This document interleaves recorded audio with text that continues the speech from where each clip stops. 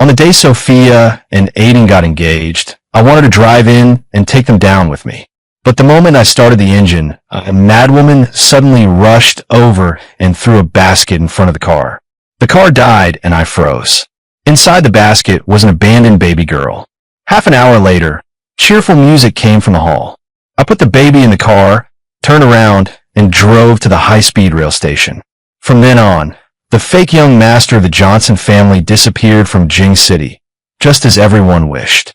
I went 1,000 miles away to Nangang City, adopted the abandoned infant, and lived with my daughter, never contacting those people again. Until 4 years later, one by one, they reappeared in front of me. I saw Luna again 4 years later at the kindergarten gate. I picked up Chloe when someone beside me suddenly leaned over. Chloe's dad, look at that person across the street. Seems like that singer. What's her name? I followed her pointing. Luna. She smacked her head. Right, Luna. I looked away. Don't know her. She was surprised. You don't listen to music? Luna. That original singer who's been hottest these past few years. Won so many awards.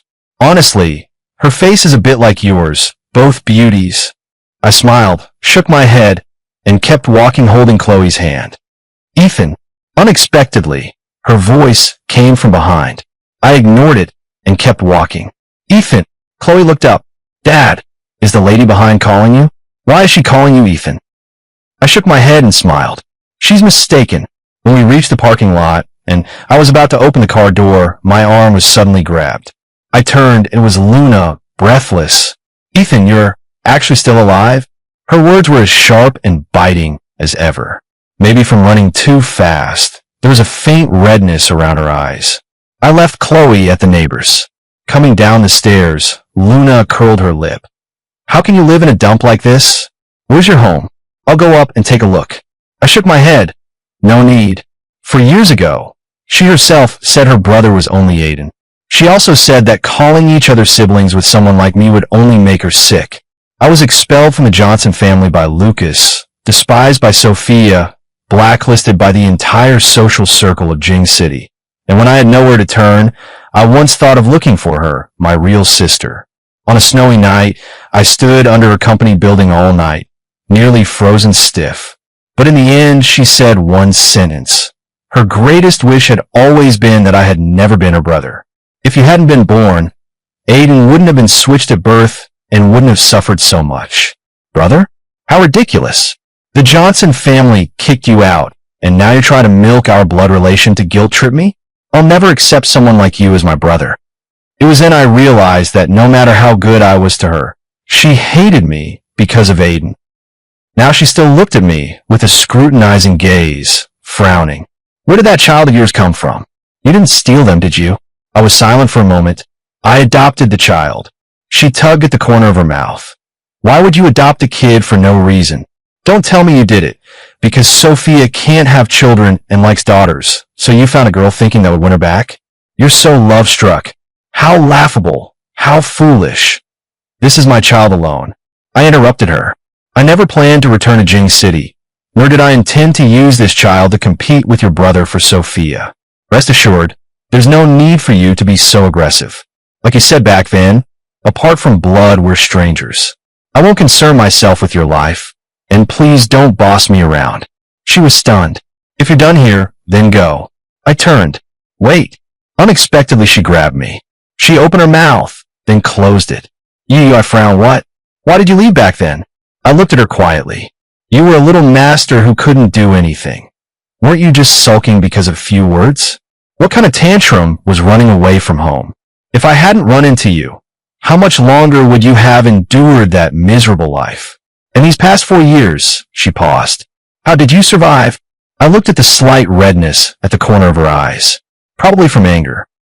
She must be surprised I'm still alive, and my being alive is a threat to Aiden's happy life. How did I survive? Someone else traded their life for mine, but I had no obligation to tell her. The old Ethan was the pampered little master of the Johnson family. The current Ethan no longer depends on others. Seeing that I remained silent, she grew anxious. No. How did you get so slow and melancholy in personality? Could that huge earthquake years ago in Nangang City have damaged your brain? moving to some backwater hole and getting caught in another quake. Serves you right. At that moment, a neighbor passed by and greeted me. Noah, not cooked yet? I smiled. I'll do it soon. Luna was taken aback. You should go, I said, but she held on tight. Why did you change your surname? Carter. Whose name is that? Whose name it is none of your business. I brushed her hand away, word by word. What my surname is and how I live, Luna, are none of your concern. Luna is a star. She couldn't possibly be seen tussling with me in public. I went upstairs, picked up Chloe, and through the hallway window, saw her still standing downstairs in a daze. She had never cared about me before. Now her wistfulness might simply be because she wasn't used to my coldness toward her. After all, 4 years ago, when I learned of her musical dreams as a poor talented girl, I almost exhausted every contact in Jing City's social circle just to get her a chance to perform. Even her current agency, Reed Entertainment, was the best one I found for her. She is my younger sister and has suffered a lot. I want her to be well. But all that goodwill was ultimately misinterpreted by her as scheming, as if I intended to isolate Aiden and make him suffer. Dad, was that Aunt your family today? I was a little startled, smiled, and stroked Chloe's head. No, why would you think that? I was guessing. You look alike. Family. Lucas's face suddenly appeared in my mind. I had always thought Lucas was my elder brother, whether or not we shared blood. But 4 years ago, when he helped Aiden up after he fell down the stairs, the look he gave me was full of anger. Ethan, you have truly disappointed me. From today on, there is no you in the Johnson family, and I no longer have you as a brother. My brother is only Aiden. I kept tugging at his pant leg, repeatedly saying I wasn't the one who pushed Aiden, but he kicked me harshly aside and still walked away with Aiden without looking back. I shook my head. That person is not Dad's family. She seemed a little disappointed. I thought besides Uncle Noah, Dad had other relatives. I tapped her nose and smiled. Dad says having you and Uncle Noah is enough. But Uncle Noah is gone. She pouted. I really want to see him. I understood how she felt. But mere disappointment is better than the pain of gaining and then losing, of relying and then being cut off. I've been through that, so I don't want my daughter to go through it again. I just didn't expect that the next day I would meet Lucas. Chloe had a fever in the middle of the night. I took her to the hospital. The viral infection was fierce, and she needed to be hospitalized for treatment, so I didn't sleep all night. Early the next morning, the fever finally broke, but she was listless. I carried her home and stopped by a street vendor to buy some meat and vegetables. After paying, the items I had bought were taken by a hand with distinct knuckles. I froze, looked up, and in the hazy morning mist saw Lucas's face. Lack of sleep blanked my mind. After staring for a moment, I blurted out, "Big brother," before remembering he had long ago told me not to call him that. The Johnson family was not someone I could afford to offend. After all, to punish me for bullying Aiden back then, Lucas had only to say a word and the entire Jing City social circle blacklisted me. Mr. Johnson, I immediately corrected myself. I was thinking about why he had suddenly appeared in Nangang City and didn't notice his fleeting ugly expression. "I'll help you carry these," he said softly. "No need." I reached for the bag in his hand, unsteady, and Chloe whimpered on my back. "Don't push yourself, Ethan." He grabbed my arm, stopping me from taking the bag back. "I'll take you and the child home." Ethan. Lucas hadn't called me that in a long time. The Johnson parents were abroad for years, and it was almost entirely Lucas who raised me. When he treated me like a real younger brother, he really spoiled me. Someone once asked him, "Spoiling me like this, aren't you afraid I'll cause trouble for you?" He just half squinted and said, "What's wrong with causing trouble? He's the Johnson family's young master. He's my brother. If he wants to cause trouble, let him. No matter how big it is, I'll cover for him." But later, Aiden returned to the Johnson family. At first, he still told me I would always be his brother. But faced with Aiden's repeated persecutions, he always told me to bear it. He suffered a lot. "Ethan, let him be," he said. "We have to make it up to Aiden." I didn't want to make things hard for him. He'd been my big brother for over 20 years. I wanted him to be happy. So I yielded, I endured again and again. Only when he finally unconditionally believed Aiden's frame up against me did I realize that while I regarded him as my big brother, he had long stopped treating me as his brother. And only when he himself pushed me into the mire to be pointed at by 1,000 people did I understand how foolish I had been. We rode it in silence. I hadn't sat in a Maybach in a long time and felt a little out of place, hugging Chloe and shrinking to the side, thinking about why Lucas was here. Did Luna tell him? Was he afraid I'd hurt Aiden and rushed over at night to confirm? I didn't know and couldn't figure it out. My head ached and I hugged Chloe tighter, not noticing at all the longing in his eyes as he looked at me. Ethan! I looked up. The corners of his eyes had grown many more wrinkles. For years ago, we all thought you. Thought I was dead, I know. I cut in. Actually, you guys could just consider me dead. I long ago gave up competing with Aiden. Everything originally belonged to him. Returning things to their rightful owner isn't bad. You don't need to be nervous or on guard, and you didn't need to come to check. I just want to live peacefully with my daughter now. Oh, my daughter will only follow me and would never go to Sophia. I can swear my life on it. I definitely won't use my daughter to sabotage Aiden and Sophia's relationship. Rest assured. I looked at him and repeated, you really can rest assured. He froze. I'm not. Are you afraid I'll use the Johnson family name to do something bad?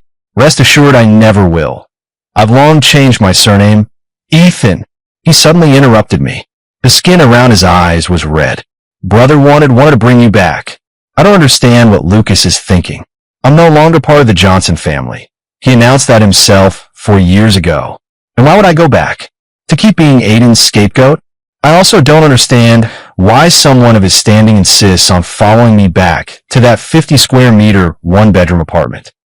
I put Chloe on a bed in the bedroom, walked to the cabinet and took out a box of coffee, but then thought he probably wouldn't drink such cheap stuff. After some thought, I brought him a bottle of mineral water. His gaze fell on my right hand, and a trace of bitterness I couldn't read crossed his face. Finger is better? He asked. I looked down. My right hand ring finger and little finger couldn't move. It came from after Aiden returned to the Johnson family. Once when we visited the Johnson family factory, he got into a discussion with an engineer about a mechanical design and, to test his point, pressed the start button on the trial device. My hand happened to be supporting that part. Before the accident, I was a rising piano star. That was the only area where I could outshine Aiden. I didn't study as well as him. I didn't have his capabilities, but I had the piano, something I could show for. When Aiden first returned to the Johnson family, whenever I practiced, he'd look regretful. I've loved music since I was a child. If we hadn't been switched at birth, I would have played the piano too. But I could never perform on stage again. I couldn't accept it for a long time and collapsed emotionally. I always felt he did it on purpose, so I couldn't help hating him for stealing my only glory, until he suddenly tried to kill himself. After he was rescued, I went from victim to perpetrator overnight. I remember that day after Lucas visited Aiden and came back, pinching his forehead and saying to me, "It's only that he can't play piano anymore. Only 2 fingers. Do you have to take his life over that?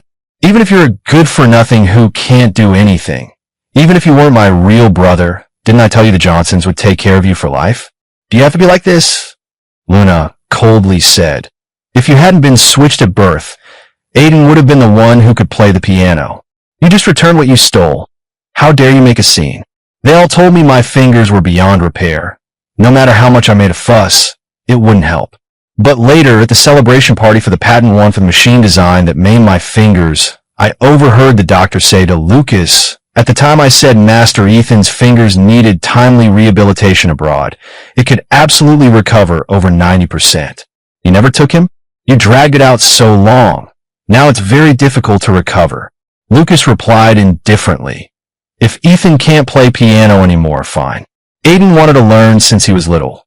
Seeing Ethan unable to play helps him balance his feelings. Anyway, even if Ethan is useless, I'll take care of him. Whether he can play piano doesn't matter." So my dream, my future, in his eyes, was nothing more than a weight to balance Aiden's heart. When did I start being afraid of him? It was probably then. "I heard you're teaching music at an institution," he said suddenly. I froze. "I'm only teaching music initiation to children." It's simple music, so you don't need the ring finger or little finger to play. I don't have any intention of returning to the stage. I would never do anything to affect Aiden's feelings. I just need this job to provide for my child, and the doctor said my finger damage is permanent. I'll never be able to play piano well again in this life. Even so, do you still not allow me? He froze. Ethan, I'm not. But no matter what he said, I couldn't hear it. The anger that once ruined my life surged back.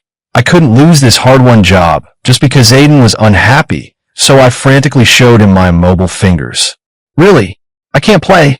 I really can't play. I've returned everything the Johnson family gave me. If you don't believe me, you can come and try to move them. It's impossible. After all I've done for your brother for so many years, can't you leave me a way out? He, however, rose in panic and hurried forward to hold my trembling shoulders. Ethan, don't be afraid. Don't be afraid. This time I'll protect you. Trust your brother. But how can I not be afraid? I've finally restarted my life. Noah Carter bought a new life for Chloe and me with his own. I shove him hard. But after a sleepless night, I couldn't match his strength. During the scuffle, my vision suddenly went dark and I fainted. I dreamed of Noah Carter.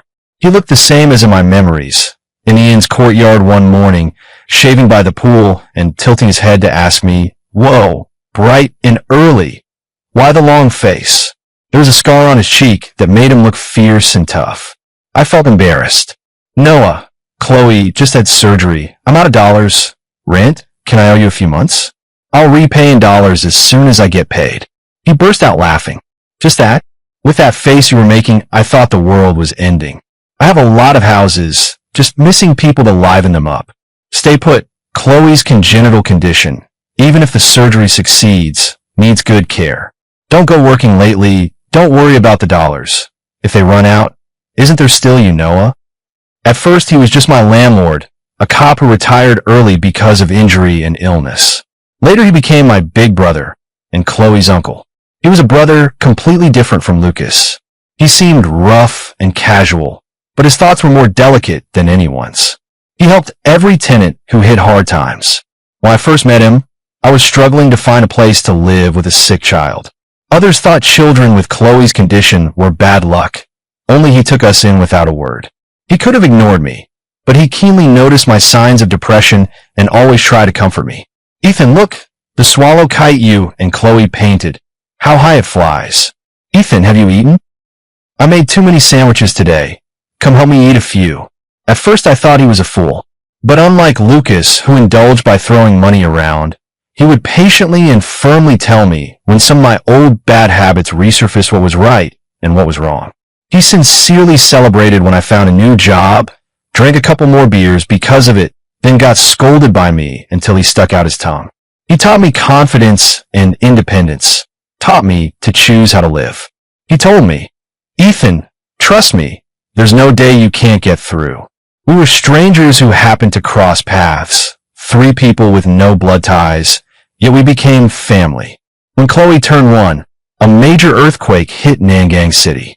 The quake triggered a fire that swept through the whole street of the inn's courtyard. My leg was crushed, and I couldn't get out. After he saved Chloe and me, he resolutely went back into the fire. I lay on a stretcher, pleading with him not to risk it again, but he smiled and said, "Ethan, you're a cop. At a time like this, you can't not go save people. Don't worry, I'll come back." He always kept his word, but this time he broke it. He rescued a dozen people trapped in a blaze, went in once more, and never came out. I don't even have a single photo with him. He always said the scar on his face made him look ugly, and he hated being photographed. Yet he took so many pictures of Chloe. I was awakened by a burst of voices. The three of us searched for him together for 4 years, and now you've found him and kept it from me. What's that supposed to mean? That voice was Sophia. Luna's voice answered. What right do you have to see him? Sophia. We were engaged. He loves me. On that basis alone, I have more right than any of you. Engaged. Lucas's voice was icy. Don't forget you're Aiden's fiancée now. My 2 brothers are not commodities for you to pick. Sophia raised her voice. Lucas, do you think you can control everything? If you hadn't insisted on punishing Ethan back then, letting everyone bully him so he couldn't stay in the capital. How would he have left? Why did I get engaged to Aiden? If you two hadn't said Ethan pushed Aiden, how could I have been so disappointed and agreed to switch the marriage alliance? Do you think I don't know that Aiden pretends to be good to me, but behind my back complains I can't have children? He's not a 10,000th part as good as Ethan. Do you really believe us? Luna sneered. Sophia, weren't you just going with the flow? Can you say you never felt for my brother? That you never had feelings for Aiden? And Aiden is the legitimate young master of the Johnson family. Marrying him would help you secure shares in the Reed family, right? Now you suddenly remember my brother's good side. Don't keep calling him my brother. What kind of sister are you to him? When he went to look for you, you deliberately left him standing in the snow all night. If it weren't for you, how could he have left in despair? Now you pretend to be so close. Luna protested. Anyway, I'm the one most qualified to be by his side. I'm his brother. I'm the only one qualified. Lucas said coldly. I'll bring Ethan back to the Johnson family. He and the child have nothing to do with you. Who gave you the right to take him to the Johnsons? Luna snapped. What relationship do you have with him? You were the one who declared you were no longer brothers. I'm his real sister. I'm the only one who shares blood with him. Sophia, you ungrateful wretch. How dare you mention blood sister? Back then, he begged so many people to get you on stage, humbling himself. When you became famous, the first person you thanked was Aiden. Did you ever mention his name even once? He only adopted the child because he knew I wanted a daughter. We are the real family. Enough. The patient needs rest. Only immediate family may stay. A nurse barged in scolding. I'm his brother. Lucas was the first to speak. I'm his sister, Luna hurriedly added. Mr. Johnson? Ms. Reed. The nurse paused. You are Mr. Carter's brother and sister. An awkward silence fell. I'm his fiancée. Sophia immediately said. Then you stay. The nurse replied impatiently. Both of you out. When I opened my eyes again, I really did see Sophia. She was sitting at the side of my bed, motionless, just watching me. Her eyes were still full of tears. I used to really love this childhood fiancée. Even though she was diagnosed infertile early on, I never gave up on being with her. For years ago, I tore the bandage off my finger and was discharged. Lucas and Luna were with Aiden. Only Sophia came to me. She was the only one who didn't blame me like they did. Ethan, you fool. I'm here. She was like a lifesaver for this drowning man, but later that night, groggy and half asleep, I heard her speaking softly on the phone, her tone gentle.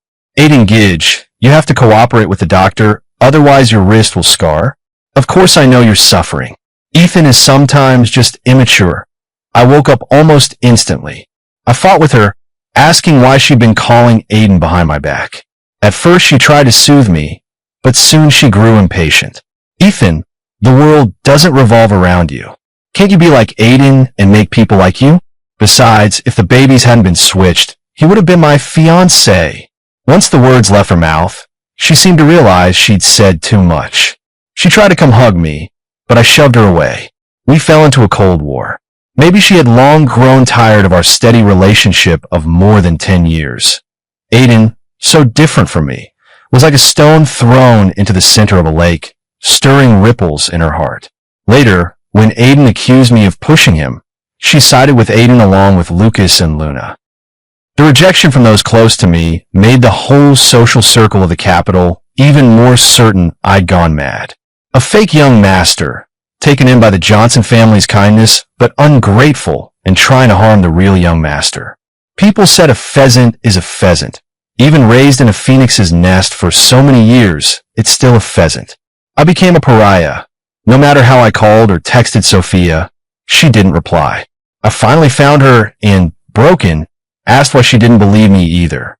She was silent for a moment, then said, Ethan, you've always been jealous of Aiden, haven't you? She told me to apologize. Anger took over, and I slammed the door and left. Later, the one who married into the family, with Sophia, became Aiden. Blinded by hatred, I became less and less like myself. I didn't understand why Sophia changed, why Lucas didn't trust me, why Luna just didn't like me. I sank into an emotional whirlpool I couldn't get out of and nearly went astray. It was only much later, after meeting Noah Carter, that I realized I had long since been depressed. Sophia looked at me with reddened eyes. Ethan, I'm here. This time, I will never leave you again. She gently took my cold hand. What happened before was a misunderstanding. Aiden fell by himself that year. It had nothing to do with you. I was blind for not seeing how scheming that bastard was. I let out a light laugh. Sophia, you tried things with Aiden, found it didn't fit, and now you've decided to come back to me, your original fiancé? She froze. No, that's not it. I won't marry him. After you left, I realized the one I truly loved was you. I will never leave you again. I won't let them bully you. We'll go back to Jing City and get married. We'll give Chloe a complete family. I was stunned, then sprang up. My daughter, she quickly pressed me down. Don't worry, Chloe is next door. I looked into her eyes. Once upon a time, I was dizzy and head over heels in love because of those beautiful eyes. Sophia, Chloe is my daughter alone. She fell silent for a moment, then looked up. Ethan, I know you hate me. Back then I was foolish, and later I realized I only pitted Aiden. It was you I loved, but I don't love you. I cut her off coldly. She couldn't believe it. You don't love me? If you didn't love me, how could you have adopted Chloe because I once said I wanted a daughter? Ethan, don't lie to yourself. You obviously love me so much. I suddenly laughed. Sophia, where did you get the confidence that I can't live without you this lifetime? Where did you get the confidence that after 4 years, the moment you say you miss me, I'll gratefully go with you? Besides, I adopted a daughter not because I was attached to you, but because I wanted a family member. In these 4 years, I never once thought of you. How could that be? She grabbed my hand. I've thought about you day and night these 4 years. When someone said you were dead, I didn't believe it. I've been looking for you. We clearly loved each other. We grew up together. So many beautiful memories. Those memories only make me sick now. Her face drained of color and her eyes reddened further. You're just saying that out of anger. Get out, I said. Noah Carter had told me not to entangle with people who had problems in their heads. She looked at me in disbelief. What are you saying? You weren't like this before, right? The old Ethan loved her, cherished her, gave his whole heart to her. But I'm Ethan now. Our argument carried outside. Lucas and Luna soon barged into the ward. Ethan, come back with your brother. I'll protect you completely. Brother, come with me. We're the ones truly related. I watched the 3 of them quietly. Once, they pushed me into the abyss. Now, one by one, they came to offer their pity and asked me to return with them. My eldest brother told me something. The 3 stopped, and a faint hope even surfaced in Lucas's eyes. He said I don't need to depend on anyone to shine brilliantly. Lucas's face immediately soured, because he had only taught me indulgence and pride, never said anything like that. So savior act. I, Ethan, now need no one. In the days that followed, the 3 of them kept obsessively investigating everyone named Carter around me. Noah Carter's story wasn't a secret. His rescue had been in the news. He was a city hero, and every year on his memorial, those he had saved would spontaneously go tend his grave. Luna often came to the complex. When I wouldn't let her in, she'd stand downstairs and leave lots of gifts for Chloe and me at the door. Her voice had grown much sweeter, and she even called me brother. Somehow she'd found out Chloe liked flying kites and made a swallow kite to give her. Lucas came too. When I refused to see him, he sent a nanny and a butler, and even wanted to move me into a bigger house. He did have money. That was how he'd supported me before. But I refused now. The most persistent was Sophia. She simply moved into the complex. She showed up every day, tried to make Chloe call her mom, and after I lost my temper once she finally behaved, just standing with red-rimmed eyes watching from a distance. Soon it was Chloe's birthday. She had many friends in the complex and had been looking forward to her 4th birthday party. Lucas, Luna, and Sophia all came uninvited. Because many neighbors and children who were close to me were coming, I didn't want to disappoint Chloe, so I didn't turn the 3 of them away. You could tell they were very pleased. Then, just before the food was served, A man's voice carrying a laugh came from the doorway. "Oh, am I late?" The expressions on the three faces in the room instantly darkened. I turned around. It was Aiden. Aiden holding a gift box, dressed luxuriously in bespoke clothes. "Uncle, you need to take off your shoes when you come in," Chloe said in a babyish voice. Aiden raised an eyebrow. "Oh, little sister, your dad and I are good brothers.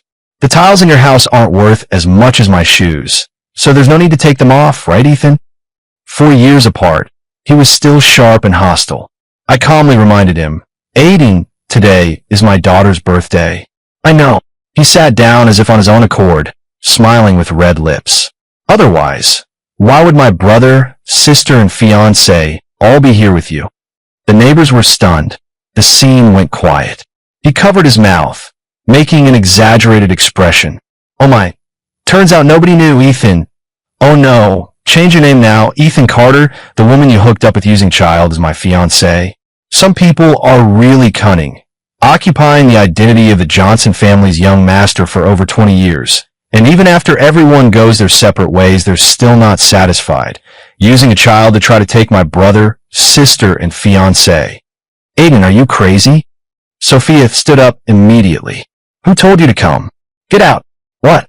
Afraid your good deed will be discovered and you don't want me to say it?" "I insist on saying it. In ancient times, people like him wouldn't deserve to be dunked in a pig cage." "Aiden, come home with me." Lucas also stood up and grabbed his arm. "Stop causing trouble. I'm not leaving." He tore free and shouted, "Do you even count me as your brother? He's not even your biological brother. Why are you so good to him? Have you forgotten the sufferings I've been through? What on earth are you doing?" Luna stepped forward. "Today is Chloe's birthday. We finally. Are the three of you all crazy?" Unexpectedly, he became more agitated and yelled, "I am Lucas's real brother. I am Sophia, your fiancée. I am the brother who shared hardships with you, Luna, for over 20 years. The three of you, do you owe me? Do you owe me?" Chloe was terrified and looked up at me. I tightly covered her ears and carried her back to the bedroom. "Chloe, stay in your room and wait for Daddy to come back, okay?" She nodded. "Daddy, that uncle was so fierce, so ugly." I stroked her hair and stood to close the door. In the living room, the neighbors had almost all left. Only Aiden and the three of them remained. His carefully styled hair was already messy. The look in his eyes toward me was full of hatred. "Ethan Carter, you think you've won, don't you? You're so proud, making them never forget you, always searching for you. I've never seen anyone as shameless as you, a fraud. Where do you get the nerve to contact them again?" "Aiden, shut up." Lucas trembled. "How long are you going to make a scene?" Sophia grabbed his arm. "Let's go. Let go of me." He shook off Sophia and pointed at Luna. "Luna, we've suffered together as siblings for so many years. You've only known him for a few years. Why would you betray me too?" Luna only turned her face to the side. "Brother Aiden can't want everything. You were drunk and confessed to me yourself that you purposely injured his hand back then so he couldn't play, that you faked a suicide to gain sympathy, and even later, to drive him out of the Johnson family, you staged that self-harm performance pushing him down the stairs. You hate him for taking your life, but he isn't guilty either. Being switched at birth isn't his fault. Is that my fault? Am I not innocent? This was mine to begin with. I took it back. What's wrong with us returning to our own places?" He pointed at me. "You think he was so pure. He faked his death on purpose, then adopted a child on purpose. He plays the pitiful act. He's scheming. He still wants back into the Johnson family. He wants to replace me. Why can't you see that?" "Enough. Are you crazy?" Lucas shouted, his voice shaking. "If I had known you'd be like this even after I worked so hard to compensate you, back then it would have been better not to swap back." "What did you say?" Aiden froze. He looked at the other two and laughed out loud. He repeated like a madman, "You think that too? How can you do this to me? How can you? I stepped forward. Many times before, I had yielded to him. They said, "Ethan, what you have should rightly be his. He suffered too much, you should give way." But this time, the three of them all looked at me anxiously. "Ethan, I'll take you and Chloe and go first," Lucas said worriedly. "Don't worry, I'll handle this." I shook my head. I walked up to Aiden.